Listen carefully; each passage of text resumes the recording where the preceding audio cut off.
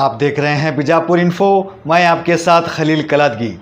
चंद दिनों पहले सोमशेखर नामी बीजापुर के निवासी ने अपने मोबाइल के जरिए कुछ रुपए मुद्दे बिहार के Sujoy home needs electronic shop को ट्रांसफ़र किए थे, पर ट्रांसफ़र के दौरान अकाउंट नंबर के आखिरी डिजिट्स में गलती होने के कारण वो पैसे किसी और अकाउंट को चले गए। जब सोमशेखर ने बैंक में इसकी छानबीन की तो उन्हें पता चला कि वो पैसे मुद्दे बिहार के ही रुड़गी ग्राम के अंजुमन इस्लाम कमेटी के अकाउंट में ट्रांसफ़र हुए हैं।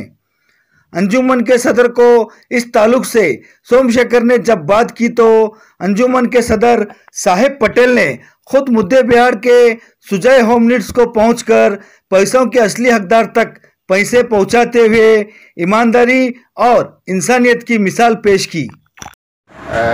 अकाउंट ಅದು ಇದಕ್ಕೆ ರೂಢಿಗೆ ಜಮಾತ್ ಅಕೌಂಟಿಗೆ ಹೋಗಿತ್ತಂತೆ। ಅದನ್ನು ನಾವು ಮಾತಾಡಲಾಗಿ ಅವ್ರು ಆಯ್ತು ಸರ್ ನಾನು ಚೆಕ್ ಮಾಡ್ಕೊತೀನಿ, ಚೆಕ್ ಮಾಡ್ಕೊಂಡು ಬಂದಿದ್ದಾರೆ, ಅಮೌಂಟ್ ಹೊಳ್ಳಿ ಕೊಡ್ತೀನಿ ನಿಮ್ಗೆ ಅಂತ ಹೇಳಿದರು।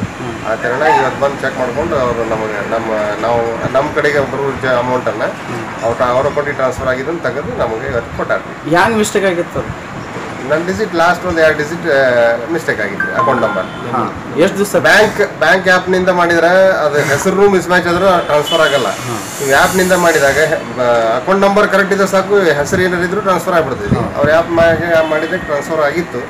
ಇದು 10ನೇ ತಾರೀಕು ಹಾಕ್ಯಾರ್ರಿ, ಹೋದ ತಿಂಗಳ 10ನೇ ತಾರೀಕು ಆಗಸ್ಟ್ 10ಕ್ಕೆ ಹಾಕ್ಯಾರ।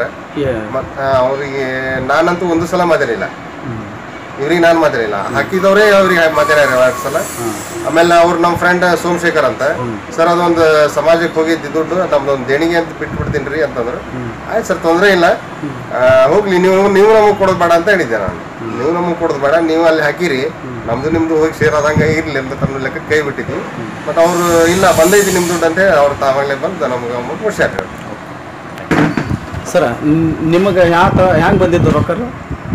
ಅದು ಅವರು ಬಿಜಾಪುರದಿಂದ ಸೋಮಶೇಖರ್ ಅವ್ರ ತೆಗೆಜಿ ಅವ್ರು ನಮ್ಗೆ ಫೋನ್ ಮಾಡಿದ್ರು ಸರ್। ಫೋನ್ ಮಾಡಿದ ಕೂಡಲೇ ಏನ್ರಿ ಹಿಂಗೆ ನಿಮ್ಮ ಅಕೌಂಟಿಗೆ ನಮ್ಮ ದುಡ್ಡು ಬಂದದ, ಅದನ್ನು ನೀವು ಜರ ನಮ್ಗೆ ಕೊಡುವಂಥ ಪ್ರಯತ್ನ ಮಾಡ್ಬೇಕು ನೋಡ್ರಿ ಅಂತ ಹೇಳಿದ್ರು। ಅವಾಗ ನಾ ಏನ್ರಿ ನಾನು ನಮ್ಮ ಉದ್ಯೋಗಕ್ಕೆ ಹೋಗಿ ಬ್ಯಾಂಕಿಗೆ ಹೋಗಿ ಅಕೌಂಟ್ ಚೆಕ್ ಮಾಡ್ಕೊತೀನಿ ಸರ್, ಬಂದಿತ್ತಂದ್ರೆ ನಿಮ್ಮ ದುಡ್ಡು ನಿಮಗೆ ವಾಪಸ್ ಕೊಡ್ತೀನಿ ಅಂತ ಹೇಳಿದೆ ನಾನು। ನನಗೆ ಯಾವುದೋ ಕಾರಣದಿಂದ ಒಂದು 8 ದಿವಸ ಬ್ಯಾಂಕಿಗೆ ಹೋಗೋದು ನನಗೆ ಆಗಲಿಲ್ಲ। ಆಮೇಲೆ ಬಂದು ನಾನು ಚೆಕ್ ಮಾಡ್ಕೊಂಡಿದ್ರಿ, ಅವ್ರ ದುಡ್ಡು 2,500 ರೂಪಾಯಿ ಬಂದು ಮುಟ್ಟಿತ್ತು ಅದು ಅವ್ರಿಗೆ। ಆಮೇಲೆ ಮುಂದೆ ಒಂದು 4 ದಿವಸ ಮೇಲೆ ಫೋನ್ ಮಾಡಿದ್ರು, ಹಿಂಗ್ರಿ ನಮ್ಮದು ಮುದ್ದೇವಾದಾಗ ನಮ್ಮ ಫ್ರೆಂಡ್ಸ್ ಅದು TV ಅಂಗಡಿ ಅದ, ಅವ್ರಿಗೆ ನೀವು ಜರ ಮುಕ್ಸಾನ ಮಾಡ್ಬೇಕು ನೋಡ್ರಿ ಅಂತ ಹೇಳಿದ್ರು। ಆಯ್ತು ಸರ್ ನಾವು ಮುಟ್ಟಿಸ್ತೀನಿ, ಮುದ್ದೆ ಬಂದಂದ್ರೆ ಅವಶ್ಯಕತೆವಾಗಿ ಮುಟ್ಟಿಸ್ತೀನಿ ಅಂತ। ಆ ಪ್ರಕಾರವಾಗಿ ಅವರು TV ಅಂಗಡಿಯವ್ರು ಇವತ್ತಿನ ದಿವಸ ನನಗೆ ಫೋನ್ ಮಾಡಿದ್ರು ಮುಂಜಾನೆ, ಹಿಂಗ್ರಿ ನೀವು ಬಿಜಾಪುರದಿಂದ ಏನು ನಿಮ್ಮದು ಅಕೌಂಟಿಗೆ ದುಡ್ಡು ಬಂದಿತ್ತು, ಮತ್ತು ಅದು ಸ್ವಲ್ಪ ಪ್ರಯತ್ನ ಮಾಡ್ತೀರೇನ್ರಿ ಅಂದರು। ಅಂದ್ಕೊಂಡು ನಾವು ಒಂದುವರೆ ಸುಮಾರು ನೀವು ಬರ್ರಿ ಸರ್ ಈ ಕಡೆ ತಾಲೂಕಾ ಪಂಚಾಯತಿ ಕಡೆ ನಿಮ್ಗೆ ಹಣ ಕೊಡ್ತೀನಿ ಅಂದೆ ನಾನು। ಅವರು ಒಂದು ಹುಡುಗನ ಕೊಟ್ಟು ಕಳಿಸಿದ್ರು, ಆ ಹುಡುಗನ ನನಗೆ ಅಪರಿಚಿತ, ಅವ್ನ ಹತ್ರ ಮೊಬೈಲ್ ಇಲ್ಲ, ಮಾಲಕರ ಕಡೆ ಮೊಬೈಲ್ ಇತ್ತು। ಅವ್ನು ಬಂದು ನಾನು ನೋಡ್ಕೊಂಡು ಹೋಗ್ಯಾನ, ಯಾರೋ ಅವ್ರು ನನಗೂ ಪರಿಚಯ ಇಲ್ಲ ಅವ್ರಿಗೂ ಪರಿಚಯ ಇಲ್ಲ। ಆಮೇಲೆ ನಾನೇ ಹೇಳಿದ್ದೇನೆ ರೀ ಮಾಲಕರಿಗೆ ಫೋನ್ ಮಾಡಿ, ಮಾಲಕರ 4 ಗಂಟೆ ನಾ ಬರ್ತೀನಿ, ನಿಮ್ಮ ಅಂಗಡಿ ಬಂದ ಕೇಸ್ ನಾನು ಸ್ವತಃ ದುಡ್ಡು ಕೊಟ್ಟೋಗ್ತೀನಿ ಅಂತ ಹೇಳಿದ್ದೆ। ಆ ಪ್ರಕಾರವಾಗಿ ಅವ್ರಿಗೆ ದುಡ್ಡು ನಾವು ವಾಪಸ್ ಕೊಟ್ಟೆ। ಅವರು ನಿಮ್ಗೆ ಧನ್ಯವಾದಗಳು ರೀ, ತುಂಬ ಧನ್ಯವಾದಗಳು ಹೇಳಿದ್ರು। ನಾವೇನು ನಮ್ಮ ದುಡ್ಡು ಕೊಟ್ಟಿಲ್ಲ ಸರ, ನಿಮ್ಮ ದುಡ್ಡ ನಿಮ್ಗೆ ನಾವು ವಾಪಸ್ ಕೊಟ್ಟೀನಿ, ನನ್ನ ಕೈಯಿಂದಾದರೂ ಏನಾದರೂ ನಾವು ಕೊಟ್ಟಿದ್ದಪ್ಪ ಅಂತ ನಮಗೆ ನೀವು ಧನ್ಯವಾದಗಳು ಹೇಳ್ಬೇಕಾಯ್ತು ಈ ಮಾತು ಹೇಳಿದ್ರು ಸರ್। ಇದೇ ಮಾತ್ರ ಸೋಮಶೇಖರ್ ಅವರಿಗೂ ನಾ ಮತ್ತೆ ಫೋನ್ ಮಾಡಿದ್ವಿ ಹೇಳಿದ್ವಿ ಸರ್।